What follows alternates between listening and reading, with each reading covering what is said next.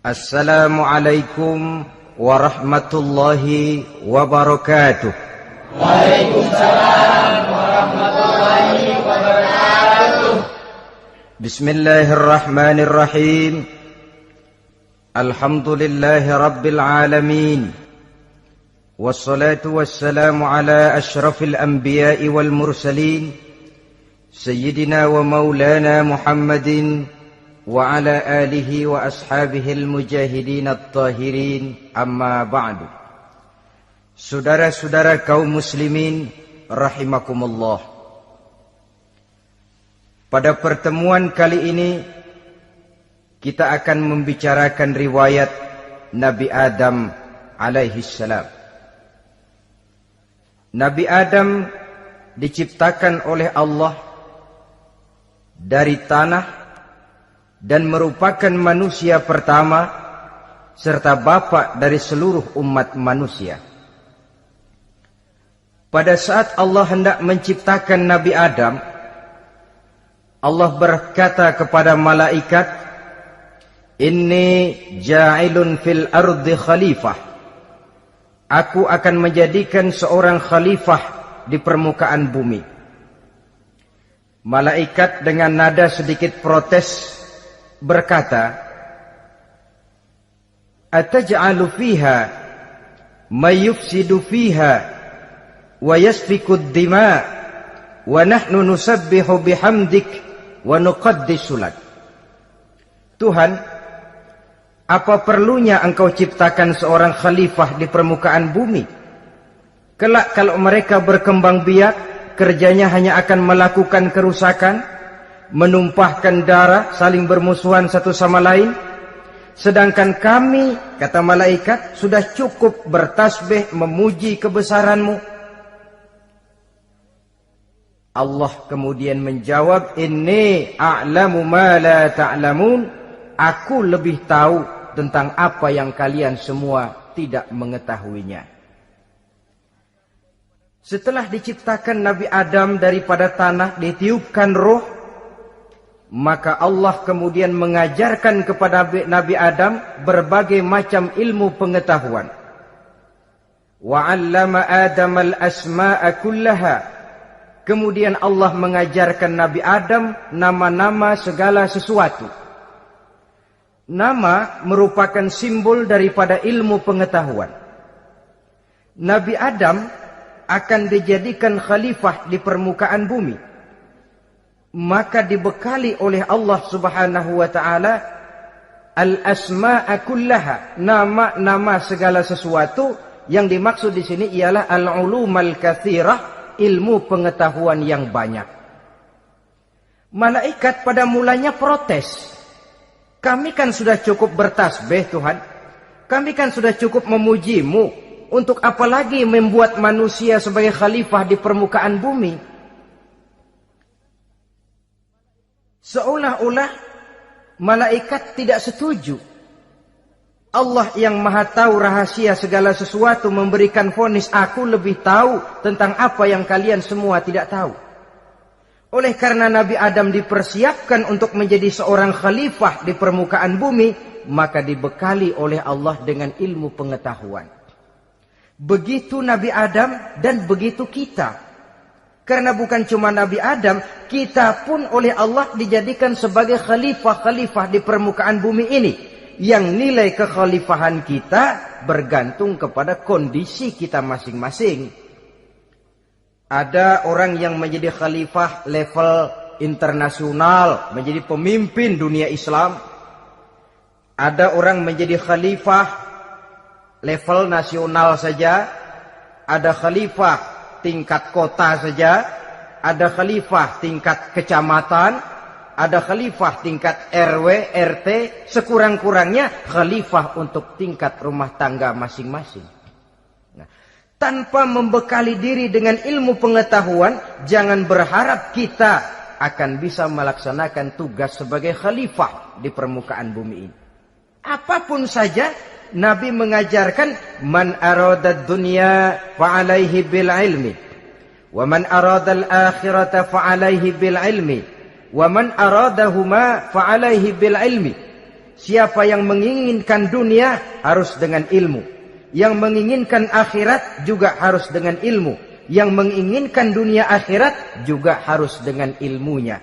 Tanpa dasar ilmu, maka manusia tidak akan bisa menjalankan tugas kekhalifahan. Setelah diajarkan Adam nama segala sesuatu, dikonfrontir, dihadapkan dengan malaikat. Hei malaikat, kalau tadi kamu bilang buat apa perlunya menciptakan khalifah? Nih bentuknya. Adam. Sekarang hei malaikat, coba kamu sebutkan nama segala sesuatu ini yang ada di sini ini. Malaikat berkata, Subhanaka la ilma lana illa ma 'allamtana. Ya Allah, kami tidak punya ilmu, kami tidak tahu semua itu kecuali apa yang telah Engkau ajarkan kepada kami. Kalau kamu tidak sanggup, Adam, sebutkan nama-nama semua itu. Adam menyebutkannya dengan lancar.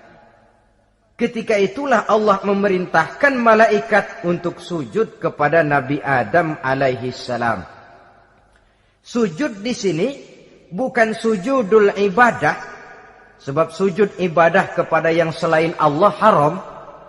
Tapi sujud di sini sujudut tawadhu' i'tirafan bifadili Adam. Sujud merendahkan diri sebagai pengakuan terhadap keutamaan dan kelebihan Nabi Adam. Maka orang yang banyak ilmunya lebih utama dari orang yang hanya banyak ibadahnya. Bahkan iblis lebih takut kepada orang alim yang sedang tidur daripada orang goblok yang lagi ibadah. Model ini diceritakan dalam Ihya-nya Imamul Ghazali. Iblis masuk ke masjid mau menggoda orang lagi sholat. Sudah masuk di pojok masjid, dia lihat orang lagi tidur. Ngacir iblis keluar, cepat benar. Pucat mukanya. Ketemu di jalan sama temannya. Kenapa lari, Mas?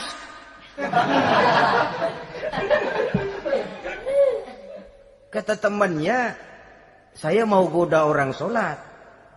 Lalu tiba-tiba di pojok masjid saya lihat ada orang lagi tidur. Saya takut betul sama itu orang. Lari saya keluar.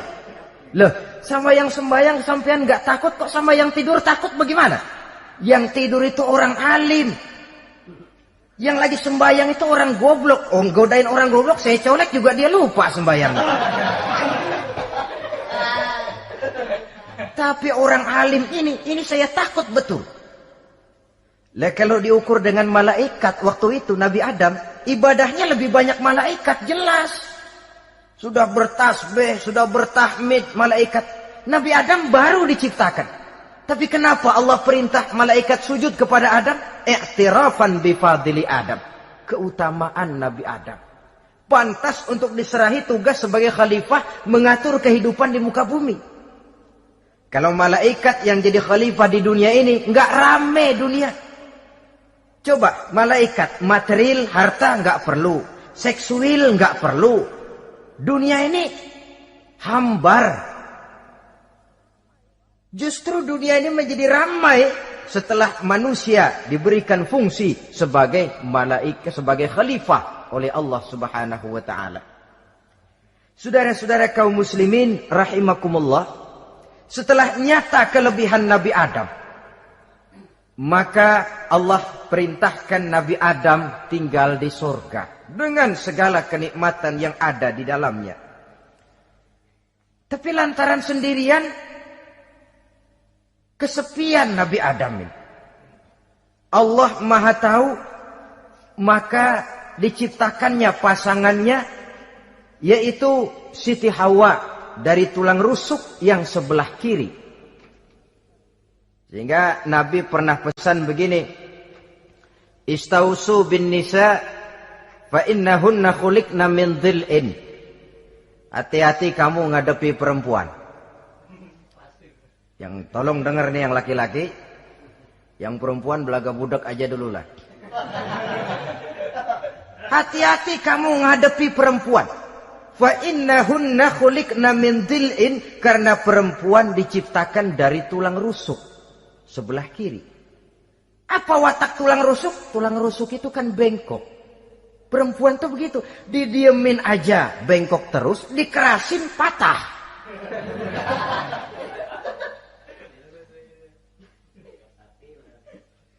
Saudara-saudara, di sini kita ambil satu hikmah bahwa ternyata yang bikin hidup terasa enak karena di sekitar kita banyak orang lain. Bodoh manusia kalau dia merasa bisa hidup sendirian. Tinggal di tengah kampung tapi gayanya gaya orang tidak mau kenal dan tidak mau tahu sama tetangga. Jangankan di dunia, di sorga saja Nabi Adam karena sendiri, kesepian. Apa saudara mau tinggal di Jakarta? Apa saja di Jakarta, sudahlah milik saudara. Hotel Indonesia dikasih saudara, Hotel Borobudur punya saudara, Monas buntel bawa pulang. Semanggi ambil, tapi di Jakarta saudara tinggal sendirian. Kira-kira enak nggak? Ternyata yang bikin hidup terasa nikmat karena di sekitar kita banyak orang lain.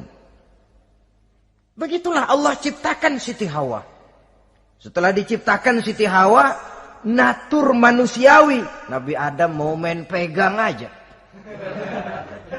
Kata Allah, hai Adam, jangan kau sentuh sebelum kau bayar maharnya. Maharnya apa ya Allah? Maharnya antusalliya ala Muhammadin sallallahu alaihi wasallam. Maharnya kau bersolawat kepada Nabi Muhammad.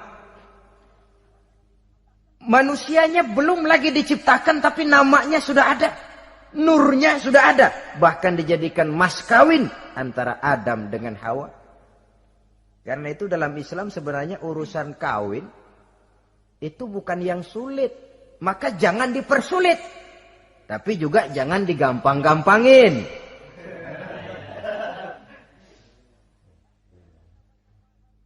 Artinya yang namanya mahar ini, walaupun cuma sebentuk cincin besi kalau orang sangat tidak mampu. Bahkan dengan mengajarkan Fatihah saja sah sudah. Saya terima nikahnya Fulanah binti Fulan, dengan mas kawinnya saya ajarkan dia surah Fatihah. Kalau memang kere betul, tidak punya apapun, sah sudah itu. Agama ini mudah, karena itu jangan dipersulit, tapi juga jangan digampang-gampangin. Setelah itu Allah memerintahkan, Ya Adam uskun anta wa zawjukal jannah. Hai Adam, kau dan istrimu tinggallah dalam surga. Wa kula minha ragadan haitsu syi'tuma. Segala makanan yang ada di dalamnya boleh kau makan. Pakaian yang aneka warna boleh kau pakai. Nikmati seluruh fasilitas yang ada di surga ini. Cuma atu aja Adam. Yang lain boleh dah. Mau ngapa pakai atu aja jangan. La taqraba hadhihi syajarah. Jangan kamu dekati pohon khuldi itu. Dekat saja jangan. Apalagi sampai metik. Jangan Adam. Saudara, ma'asyiral muslimin, itulah watak manusia. Kalau ada 10 persoalan, yang 9 boleh, yang 1 tidak boleh, yang tidak boleh yang bikin dia penasaran. Gua pengen tahu ngapa kagak boleh sih. Timbul penasaran. Apalagi iblis selalu berusaha. Sebab pada waktu malaikat disuruh sujud, semuanya sujud kepada Adam. Iblis tidak mau sujud. Tuhan tegur, iblis, kenapa kamu tidak mau sujud? Mana mungkin Tuhan. Saya akan dibikin dari api, kata iblis. Adam dari tanah. Unsur api lebih mulia dari unsur tanah. Masa saya harus tunduk kepada Nabi Adam? Gengsi dong. Adam kan anak kemarin sore, baru dibikin. Masa saya harus tunduk kepada orang yang macam itu? Ini kan perintah aku iblis. Kalau kau tidak mau tunduk, keluar dari sorga ini. Terusir iblis dari sorga karena kesombongannya tidak mau sujud kepada Adam. Nah, logika, kalau udah di sorga aja sombong diusir, apalagi yang masih tinggal di pinggir kali sombong.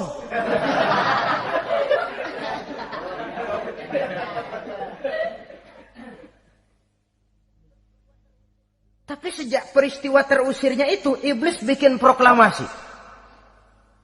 Apa proklamasi iblis? Rabbi fanzirni ila yaumi yub'asun. Ya Allah, gara-gara Adam saya diusir dari surga. Saya minta kepadamu ya Allah, beri saya kesempatan sampai hari manusia dibangkitkan. Kata Tuhan, innaka minal munzarin. Oke, silakan. Mau apa iblis? Rabbi bima aghwaytani la uzayyinanna lahum fil ardi wa la ughwiyannahum ajmain. Ya Tuhan, disebabkan engkau telah menyesatkan aku, akan aku hiasi mereka manusia dengan kejahatan yang ada di muka bumi ini, dan aku akan sesatkan mereka semua. Ini proklamasi iblis. Gara-gara Adam saya terusir dari surga, maka sejak saat ini Adam dan seluruh keturunannya musuh bebuyutan saya. Akan saya lakukan segala macam cara untuk menggelincirkan manusia agar mereka menjadi orang yang engkau murkai ya Allah. Kemudian Allah memberikan jawaban. Dialog ini saudara bisa lihat dalam surah Al-Hijr ayat 40, 41 sampai 44. Kata Allah apa? Inna ibadi laisa laka alaihim sultanun illa man ittaba'aka minal ghawin. Silahkan iblis. Yang lain barangkali bisa kau goda. Kecuali hamba-hambaku yang benar-benar hambaku, engkau tidak akan punya daya mempertipu mereka. Engkau tidak akan punya kemampuan menggelincirkan mereka. Kecuali kalau memang mereka sudah mau ikut pengaruhmu. Sepanjang mereka benar-benar menjadi hambaku, kata Allah. Hamba Allah yang sebenarnya, mereka di luar kekuasaanmu iblis. Tapi kalau mereka sudah turun menjadi hamba harta, hamba dunia, hamba pangkat, budak jabatan, mereka itu yang bisa kau gelincirkan. Selama mereka masih tetap sebagai hambaku, kata Allah, mereka di luar jangkauan kekuatan dan kekuasaanmu iblis. Nah, sejak saat itu kan iblis selalu nyari jalan, nyari lantaran bagaimana Adam nih supaya dia tergelincir. Gara-gara dia saya diusir dari surga. Nguping terus iblis. Sampai akhirnya dia dapat berita tentang dilarangnya Nabi Adam mendekati pohon khuldi itu.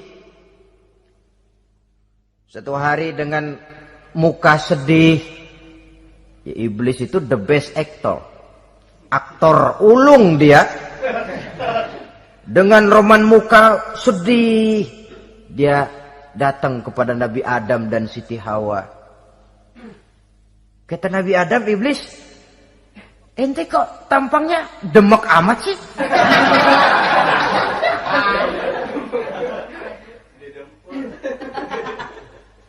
Kenapa begitu sedih? Adam, saya sebenarnya tidak ada yang bikin saya sedih. Cuma saya dapat berita bahwa engkau tidak akan selamanya di dalam surga ini. Wah Adam, kalau engkau bisa tetap tinggal di surga bersama istrimu, alangkah bahagianya saya, kata iblis. Tapi saya dapat kabar ente nggak bakalan lama-lama di surga. Buktinya ente dilarang makan buah khuldi. Khuldun artinya kekal. Kalau kau makan buah itu, kau akan kekal di surga Adam. Tuhan gak pengen, makanya dilarang. Wa qasamahuma inni lakuma laminan nasihin. Untuk memperkuat omongannya, sumpah si iblis. Bener Dam, saya sih ngomong cuma buat kepentingan ente. Saya sayang sama ente. Yang tahu cuma saya dah. Bicaranya seolah-olah untuk kepentingan Nabi Adam. Sebenarnya tujuannya tidak lebih menjerumuskan Nabi Adam. Begitu iblis zaman dulu, zaman Adam. Dan begitu iblis zaman sekarang. Seolah-olah bicaranya untuk kepentingan umat Islam. Tapi sebenarnya tujuannya ngelecehin. Memperdayakan umat Islam. Dia bilang kepada Adam, saya sih cuma ngasih saran Adam, kalau ente pengen selamanya di surga, petik aja tuh buah. Pokoknya beres dah. Itu si Tuhan ngelarang bohongin doang lo. Supaya kau dan istrimu tidak lama-lama di surga, maka dilarangnya kau memakan buah khuldi itu. Udah, embat saja. Saudara-saudara, tipu daya iblis ini bisa kita baca dalam surah Al-A'raf ayat 20 sampai ayat 22. Nabi Adam tergoda, ditambah oleh bujuk rayu Siti Hawa. Nabi Adam yang setengah hati itu akhirnya terpancing betul. Sebab itu perempuan, walaupun peranannya tidak begitu kelihatan, tapi memang sangat menentukan. Tidak ada seorang suami bisa sukses jadi apapun dia tanpa peran serta istrinya. Karena itu sebagai muslim, kita punya teman hidup dan kita punya lawan hidup. Siapa teman hidup kita? Dalam arti sempit, teman hidup kita istri. Kalau dia istri tentu suami yang taat kepada Allah dan Rasulnya. Dalam arti luas, teman hidup kita ialah setiap muslim. Setiap orang yang pandangan hidupnya sama dengan kita. Itu teman hidup. Lalu lawan hidup kita siapa? Lawan hidup kita secara mutlak iblis dalam segala bentuknya.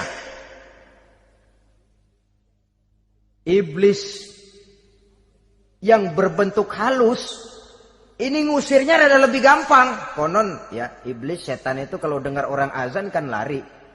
Takut dia. Dibacakan bismillah, minggir. Yang sulit diusir ini iblis yang berbentuk manusia. Diazanin nyengir.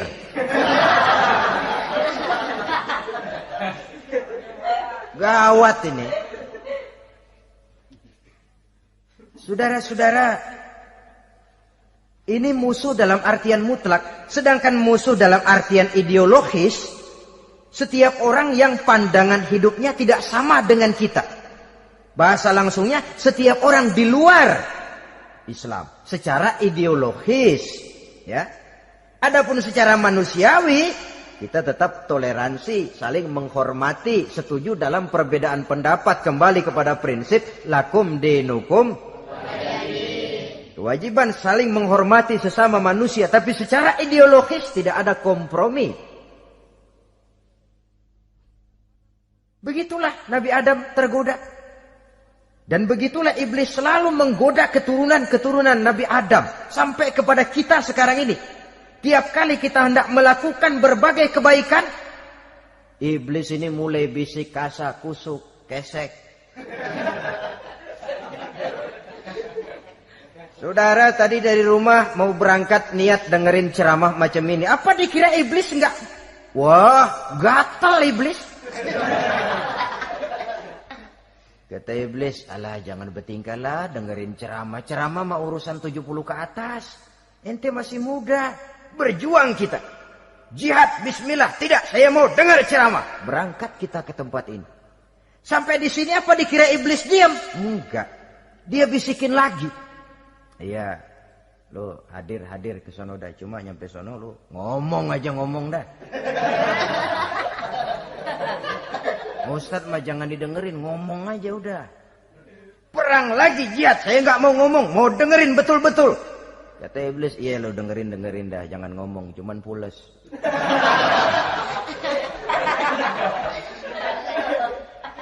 Segala macam cara dilakukan oleh iblis untuk menggelincirkan manusia. Ketika Nabi Adam mengambil buah khuldi itu, datanglah murka Allah. Adam, seolah-olah kalau bahasa kita, kelewatan kamu Adam. Dari belum ada aku ciptakan kau. Barangkali kau merasa kesepian, aku ciptakan Hawa. Aku tinggikan derajatmu dari malaikat sampai malaikat sujud kepadamu. Aku perintahkan kau tinggal di surga dengan seluruh fasilitas yang ada di dalamnya. Cuma satu yang aku minta, jangan dekati pohon khuldi, engkau tidak sanggup Adam. Keluar dari surga ini. Terusir Nabi Adam dan Siti Hawa dari surga. turun ke dunia ini. Turun terpisah lagi. Ya Allah. Orang itu kalau biasa susah, ketemu susah sih menglalap namanya. Makanannya. Tapi biasa seneng ketemu susah. Ini yang kalau tidak kuat mental. Tengoklah zaman sekarang kan nih. Kalau tuan-tuan rajin baca pos kota. Kayaknya nyawa murah bener. Pasal duit 100, nyawa hilang. Pasal diputusin pacar, begon ditenggak. Gantung diri pakai tali plastik. Murah betul kelihatannya jiwa itu. Sehingga pantas kalau Nabi pernah katakan irhamu salasatan minan nas, sayangilah 3 macam manusia. Pertama, azizan zalla, orang mulia yang jatuh hina. Pejabat tinggi kalau pensiun kesian bener. Ya Allah. Udah nggak ada yang ngasih hormat, tanda tangan nggak laku. Azizan zalla, orang mulia yang jatuh hina. Yang kedua, ghaniyan qad iftaqara, orang kaya jatuh miskin. Dari hidup serba ada jatuh melarat. Yang ketiga, faqihan yal'abu bihil juhal, ahli fikih ngerti hukum tapi dipermainkan oleh orang-orang bodoh yang kebetulan punya kekuasaan. Kalau keluar fatwa sesuai dengan pesan sponsor. Yang halal bisa jadi haram, yang haram dibikin remeng-remeng. Ahli fikih dipermainkan oleh orang bodoh. Kasihan betul. Terpisah Adam dengan Hawa ini. Adapun Nabi Adam turun menyesal dengan seluruh kesalahannya. Sujud, taubat, menangis. Menurut riwayat 300 tahun beliau sujud seraya membaca Rabbana zalamna anfusana wa illam taghfir lana wa tarhamna lanakunanna minal khasirin. Ini doanya Nabi Adam, ya Allah, kami telah zalim kepada diri kami sendiri. Andai kata Engkau tidak kasihan, tidak memberikan ampun kepada dosa yang kami lakukan, sungguh kami termasuk ke dalam golongan orang-orang yang rugi. Ini yang dibaca Nabi Adam dalam taubatnya. Di akhir taubatnya, Nabi Adam munajat kepada Allah, ya Allah, dengan kebesaran Muhammad ampunilah dosa saya. Allah tegur, kaifa araftahu ya Adam walam akhluqhu. Dari mana kau bisa tahu nama Muhammad Adam padahal aku ciptakan saja belum manusianya. Kata Nabi Adam, pertama, ketika engkau ciptakan saya, engkau tiupkan ruh ke dalam jasad saya, terbuka mata saya memandang ke bawah arasmu, di sana nampak dengan jelas tertulis di kaki arasmu, la ilaha illallah Muhammadur Rasulullah. Taulah saya bahwa Muhammad ini orang yang paling dekat dengan engkau ya Allah, sampai namanya bergandengan dengan namamu di kaki arasmu. Yang kedua, ketika saya hendak menyentuh Hawa, kau juga yang mengatakan jangan kau bayar maharnya sebelum kau bersolawat kepada beliau. Saudara hadirin yang saya hormati, Nabi Adam diterima taubatnya oleh Allah. Kemudian dipertemukan kembali dengan Siti Hawa setelah sekian lama berpisah. Pertemuan itu terjadi di satu dataran luas, di satu padang yang luas, yang sampai sekarang dinamakan dengan Padang Arafat. Tempat para ibadah haji melakukan wukuf, yaitu puncak pelaksanaan ibadah haji. Dan pertemuan itu sendiri terjadi di atas sebuah bukit kecil yang diabadikan dengan nama Jabal Rahmah di kawasan Arafat itu. Di atas Jabal Rahmah itu ada satu monumen kecil untuk mengabadikan pertemuan Nabi Adam dengan Siti Hawa. Lalu tinggallah keduanya di permukaan bumi ini. Oleh Allah diberikan karunia keturunan yang banyak. Dan tiap kali lahir kembar. Kembarnya laki perempuan, laki perempuan, laki perempuan. Dari sinilah berkembang biak manusia. Di mana di zaman Nabi Adam perkawinannya silang. Karena tentu tidak ada manusia lain.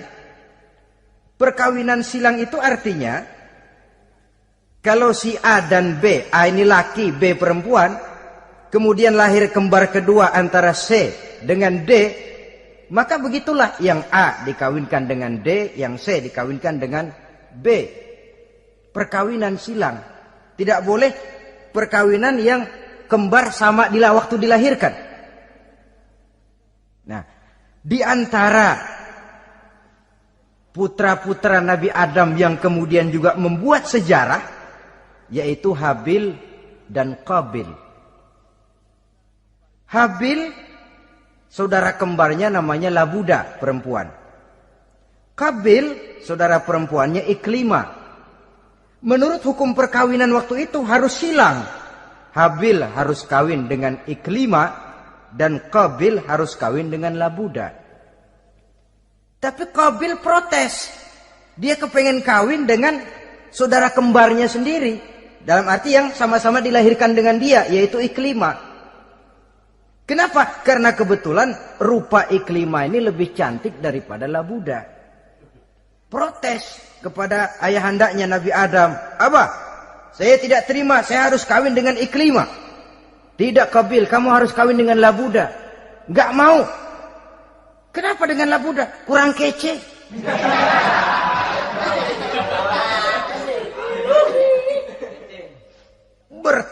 Bertengkar, Nabi Adam tidak berhasil menyelesaikan. Lalu diserahkan saja kepada Allah. Kata Allah begini saja, bikin korban. Kamu berdua, Habil, Qabil. Siapa yang korbannya aku terima, dia boleh kawin sama Iklimah. Ternyata korban yang diterima adalah korbannya Habil. Jadilah Habil kawin dengan Iklimah. Tapi Qabil tidak puas. Dendam kesumatnya timbul, iblis ngilikin. Kresek. Akhirnya dibunuh saudaranya Habil ini. Inilah sejarah pembunuhan pertama dalam kehidupan manusia. Qabil membunuh Habil. Habis dibunuh bingung. Bagaimana naruhnya ini mayat? Allah lalu memberikan petunjuk. Dalam Al-Maidah ayat 31 itu dijelaskan. Ada burung gagak berantem sama burung. Yang satu mati. Nah, oleh yang masih hidup, tanah ini dicakar-cakar sama kakinya dan sama paruhnya. Sehingga berbentuk lubang, bangkai saudaranya itu dimasukin ke lubang itu lalu diuruk lagi pakai tanah. Oleh cakar kakinya dan paruhnya itu. Sehingga Qabil, cara ini bisa.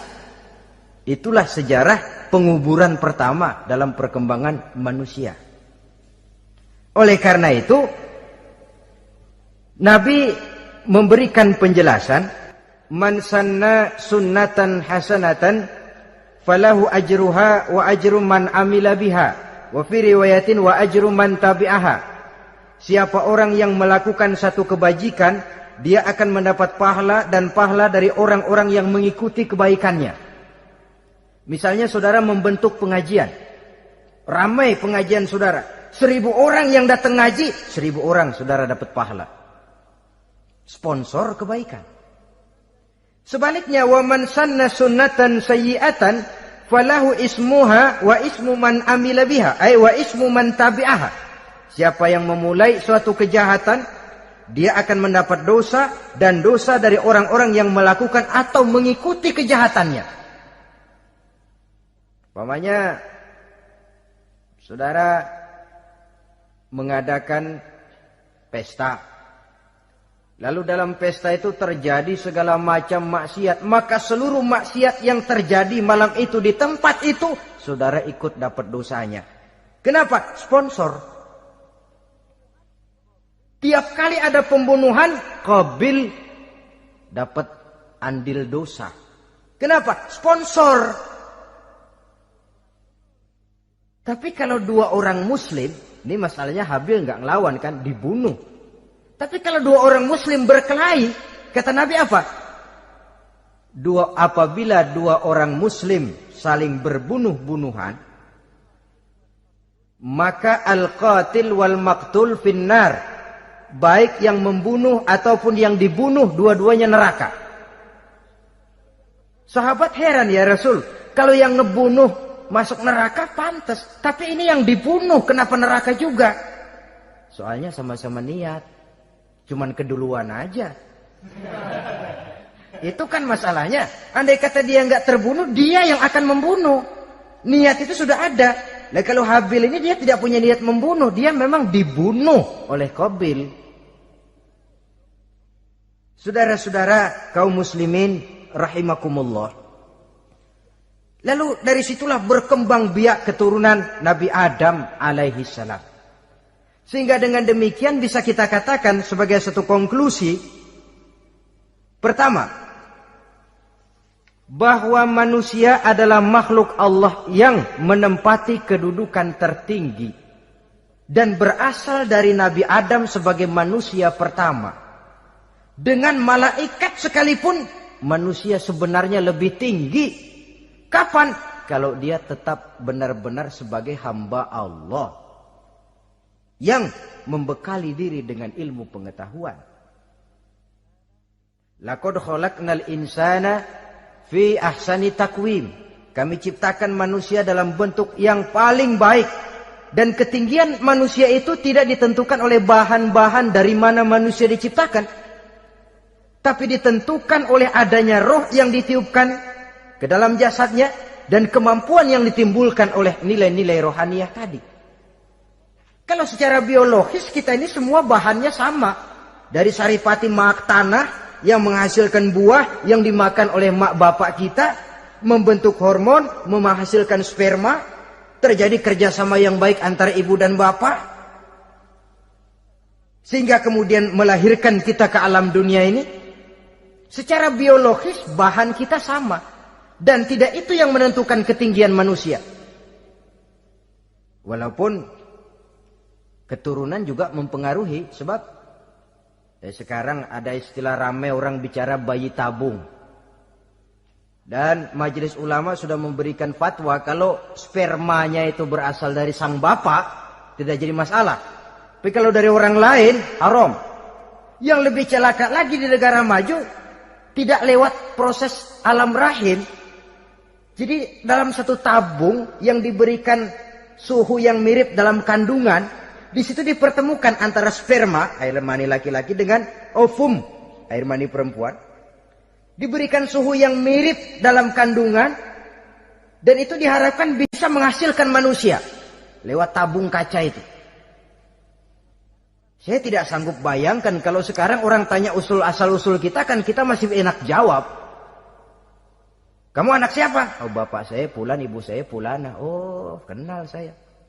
Tapi manusia yang akan datang kalau proyek ini berhasil, bapakmu siapa? Enggak tahu, saya dulu keluar dari tabung, Pak. Rendah betul martabat manusia. Sama saja dengan ada perempuan pernah protes, Pak, Islam itu enggak adil katanya. Kenapa? Masa dalam Islam laki-laki boleh kawin lebih dari satu, tapi perempuan enggak boleh kawin lebih dari satu? Supaya sama-sama adil, boleh dong perempuan punya laki lebih dari satu. Saya bilang, justru disitulah Islam itu hendak menjaga martabat manusia. Kalau seorang suami punya istri empat-empatnya lalu hamil, bapaknya jelas. Tapi kalau perempuan satu punya suami 4 lalu hamil, bapaknya yang mana ya?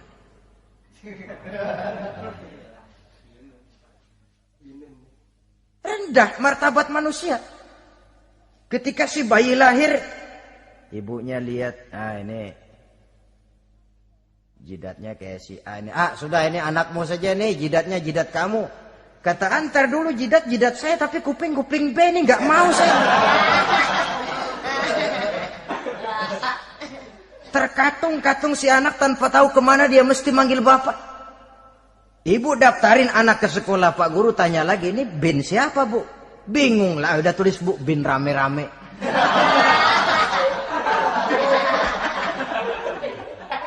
Kan rusak martabat manusia kalau sudah begitu. Justru Islam ini menjaga ketinggian martabat manusia. Jadi manusia itu fi ahsani takwim. Kapan? Kalau dia bisa menjaga kehambaannya di hadapan Allah dengan melaksanakan fungsi sebagai khalifah di permukaan bumi. Tapi bila dia sudah tidak lagi menjadi hamba Allah, tidak lagi berfungsi sebagai khalifah, dia sudah masuk summa radadnahu asfala safilin. Kami kembalikan ke tempat yang paling rendah, lebih rendah dari binatang sekalipun. Kalau dia tetap menjaga posisinya lebih tinggi dari malaikat, malaikat saja sujud kepada Nabi Adam, apalagi kepada makhluk-makhluk yang lain manusia ini. Tapi kalau dia tidak pandai, lebih rendah daripada binatang. Inilah uniknya makhluk bernama manusia. Dengan posisinya dia bisa menjadi lebih tinggi dari malaikat, tapi juga dia bisa meluncur lebih rendah daripada binatang. Untuk menjaga itulah diperlukan agama dalam kehidupan kita sekarang ini. Bukan cuma sebagai lipstick, tapi sebagai pedoman, sebagai way of life yang akan mewarnai cara kita berpikir, state of mind, rule of thinking, cara kita memandang kehidupan ini diwarnai oleh nilai-nilai agama. Dengan demikian, maka manusia bukan keturunan kera. So, ada satu teori namanya teori evolusi yang disampaikan buat pertama kali oleh Charles Darwin. Dia mengemukakan teori bahwa perkembangan kehidupan sesungguhnya di dunia ini menunjukkan mata rantai yang utama melalui apa yang dia namakan seleksi alamiah.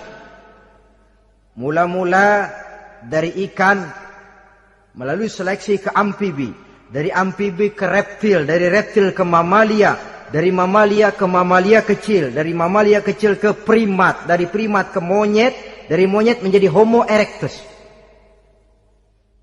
Ini teori Darwin.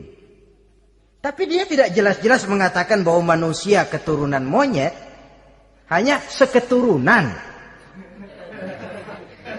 Seketurunan kan tidak berarti keturunan. Begini saja. Toyota Kijang sama Toyota Corolla itu seketurunan. Tapi Corolla dengan Kijang kan lain.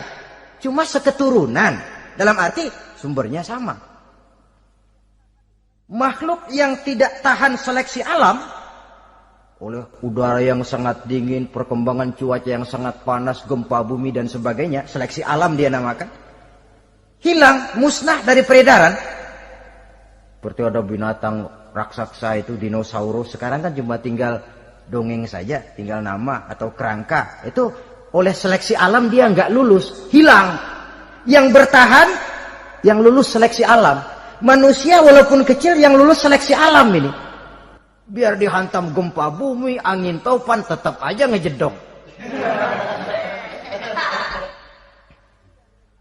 Nah, teori Darwin ini, teori evolusi ini didukung dan dibuktikan oleh peninggalan fosil atau binatang dan tumbuhan yang hidup dan mati selama perkembangannya.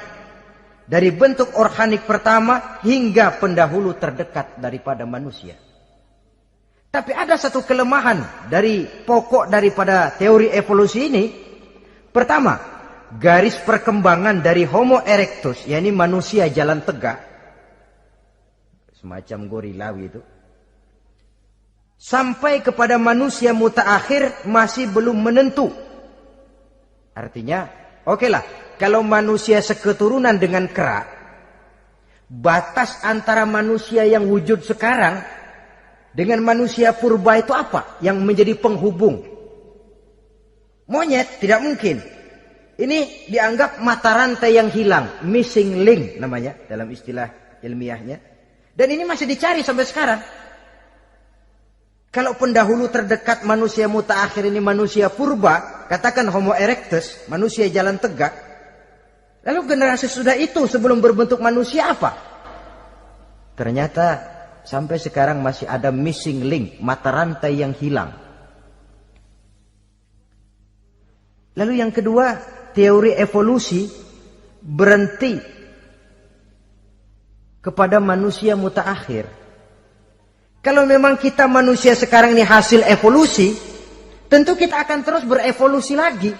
Dan akan jadi apa kita nanti? Ternyata sudah ribuan tahun manusia tetap manusia begini-begini aja. Tidak berevolusi kita ini. Apa lalu matanya jadi cuma satu di tengah? Hasil evolusi? Kan tidak. Tidak berevolusi. Jadi kembali kepada Quran, manusia pertama adalah Nabi Adam. Dan manusia-manusia berikutnya keturunan daripada Nabi Adam. Dan bukan hasil evolusi daripada monyet. Juga tidak akan berevolusi kemana-mana. Kalau demikian benarkah teori evolusi? Untuk mengatakan mutlak benar, bukan wewenang kita. Untuk mengatakan salah total, juga kebenaran ilmu adalah relatif sebagai relatifnya daya pikir manusia. Di samping dia harus membuktikan kebenarannya, maka kebenaran ilmiah adalah kebenaran yang relatif dan temporer. Contoh kecil saja. Dulu orang berteori bahwa bagian yang terkecil dari suatu benda namanya molekul, kan begitu? Molekul ini nggak bisa dibagi-bagi. Bagian yang paling kecil dari suatu benda namanya molekul. Ilmu terus berkembang. Ternyata molekul sebenarnya terdiri daripada atom. Atom itulah bagian terkecil dari satu benda yang nggak bisa dibagi-bagi lagi. Nah, berubah sudah teori pertama. Tidak jadi molekul sekarang, atom.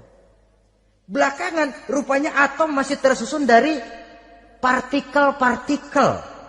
Partikel inilah bagian yang terkecil dari satu benda. Berubah lagi sudah. Dan tidak mustahil akan ada penemuan bahwa partikel pun masih bisa dibagi-bagi lagi. Begitu juga dengan teori evolusi ini. Sehingga beberapa ahli semacam Dr. Charles Oxnard, Dr. Jane Paul Hallett dari Chicago dan California, mereka sudah membantah teori evolusi ini. Namun masalah paling pokok dari kita ialah kita diciptakan oleh Allah berasal dari Nabi Adam alaihi salam. Nabi Adam diciptakan dari tanah. Dan kita bukan hasil dari evolusi, juga tidak akan berevolusi. Nah, lalu kepada makhluk bernama manusia diberikan fungsi sebagai khalifah di permukaan bumi ini. Ini yang dulunya malaikat protes. Sebagai khalifah, tugas kita apa? Khalifah Allah di muka bumi. Menerjemahkan sifat Allah sesuai dengan batas-batas kemanusiaan kita. Allah Maha Pengasih, berusahalah kita pengasih kepada makhluk sesuai dengan batasan manusiawi kita. Allah Maha Menolong, ringan tanganlah kita menolong orang yang memerlukan sesuai dengan batas kemampuan kita. Fungsi khalifah. Untuk bisa berfungsi sebagai khalifah secara baik, kita harus mempunyai modal yang dinamakan ilmu pengetahuan. Dan Islam sangat menggalakkan itu.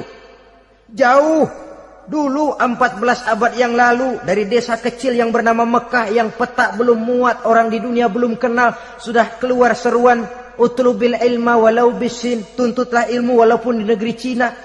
Ngomong Cina di Mekah, padahal Mekah waktu itu belum masuk peta, belum dikenal orang. Sudah ada revolusi ilmu dan budaya. Belajar walaupun harus nyebrang ke negeri Cina. Lalu ada lagi misalnya allimu auladakumus sibahata warrimayah, kata Nabi. Ajarkan anakmu renang dan lempar lembing, lempar cakram, olahraga. Satu tanda Islam agama masa depan. 14 abad yang lalu di Saudi Arabia, Nabi mengajarkan ajari anakmu berenang. Kalau Islam agama untuk orang Arab saja, mau berenang di pasir. Tapi wawasan pandangannya luas. Bahwa Arab sebagian besar memang Islam, betul. Tapi Islam bukannya Arab, itu juga jelas. Sepanjang kita masih menjadi khalifah Allah, maka sepanjang itu kita fi ahsani taqwim. Nah, sebagai khalifah Allah kita bertugas membudidayakan alam ini. Kita kadang-kadang terlalu. Ada ayat, wa ma min dabatin fil ardi illa 'alallahi rizquha. Semua yang melata di muka bumi dijamin rezekinya oleh Allah. Ayat itu betul. hak karena datang dari Allah. Bahwa rezeki disediakan di muka bumi, memang. Tapi rezeki itu tidak turun begitu saja laksana jatuhnya embun di waktu pagi. Kita harus berusaha. Dan usaha manusia mencari rezeki lain dengan ayam. Kalau ayam dari tahun atu. Nyari rezekinya tuh modalnya cuma ceker patok. Coba, dari tahun 1 ayam, asal punya ceker, punya patok, sudah dapat rezeki dia. Nggak perlu masuk TK, SD, SMP. Tapi manusia cari rezeki, apalagi zaman sekarang. Persaingan hidup tajam, lapangan kerja sulit, tensi ekonomi tinggi. Masuk sekolah urusan, tamat sekolah urusan. Kadang-kadang dilema juga. Masuk perguruan tinggi negeri sulitnya setengah mati kayak onta masuk ke lubang jarum. Masuk perguruan tinggi swasta yang favorit biayanya selangit. Artinya tanpa membekali diri dengan ilmu, keahlian, skill, kemampuan, fungsi sebagai khalifah sulit untuk bisa kita laksanakan. Saudara-saudara kaum muslimin yang berbahagia. Kalau fungsi khalifah ini mampu kita laksanakan, iblis putus asa sudah. Sebagai khalifah, di satu pihak kita menyembah hanya kepada Allah, di lain pihak kita membudidayakan alam ini. Ada apa sih di perut bumi? Minyak, gas, timah, emas. Ada apa sih di lautan? Pelajari lewat oceanografi, membudidayakan alam. Air sungai supaya arusnya nggak mengalir mubazir, ada manfaatnya, bisa menimbulkan energi yang menghasilkan tenaga listrik, bisa mengairi persawahan, irigasi. Bikin apa? Bikin dam, membudidayakan alam. Tapi juga mengislamkan budidaya itu. Bahasanya mengkulturkan natur, mengislamkan kultur. Membudidayakan alam dan mengislamkan budi dan budaya manusia ini. Sehingga apapun yang kita kelola dari alam ini nantinya akan untuk menunjang tugas sebagai khalifah, sujud kepada Qadhi Rabbul Jalil. Saudara-saudara, maka bersyukur kita oleh Allah dijadikan manusia. Tidak pesan, terima beres, cantik. Dari segi biologis maupun psikologis, tidak ada makhluk secantik manusia. Dibekali dengan agama di samping akal. Sehingga agama membimbing akal agar sampai kepada kebenaran yang hakiki. Kita sebagai keturunan Nabi Adam memegang fungsi khalifah. Jadi jangan main-main loh, kita ini turunan Nabi, betul ini. Saudara-saudara yang hadir semua di depan saya ini, termasuk saya, kita ini turunan Nabi, kita ini. Nabi Adam. Jangan main-main loh, turunan Nabi gini-gini. Nabi Adam.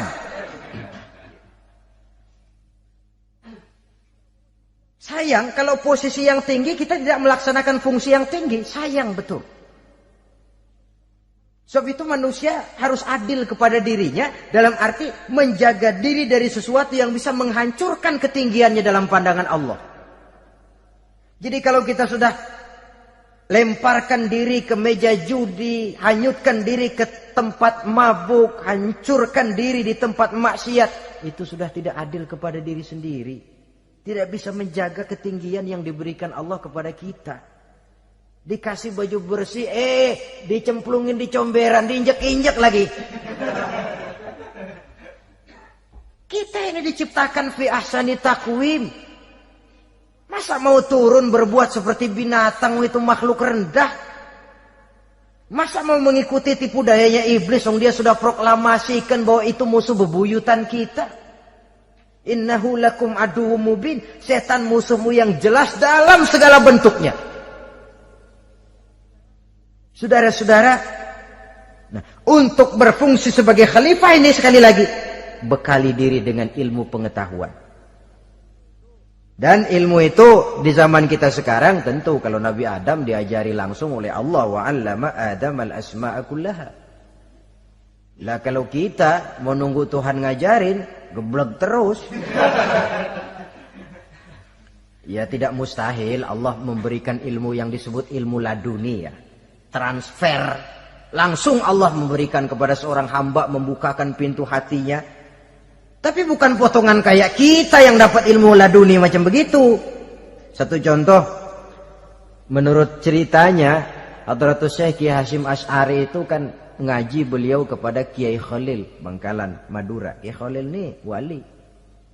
2 tahun berguru di sana, nggak diajarin apa-apa. Cuma kalau pagi nyari rumput. Tiap hari 2 tahun akhirnya Hadratus Syekh bilang, Kiai, saya kapan diajari? Sudah Hasyim, kau pulang saja. Insya Allah kau alim. Itu aja pulang jadi orang alim. Ya di samping terus beliau belajar ke Mekah. Kita harus melalui proses belajar. Ini untuk menunjang tugas kekhalifahan kita. Sebagai hamba Allah dan sebagai khalifah Allah di permukaan bumi. Sehingga 2 tugas ini bisa kita laksanakan dengan sebaik-baiknya. Menjaga martabat manusia sebagai makhluk yang mulia dan keturunan dari Nabi Adam alaihissalam. Saudara-saudara, ini sajalah pembicaraan kita kali ini. Terima kasih banyak atas segala perhatian. Mohon maaf atas segala kekurangan. Usikum wa nafsi bitaqwallah. Aqulu qauli hadza. Wassalamualaikum warahmatullahi wabarakatuh.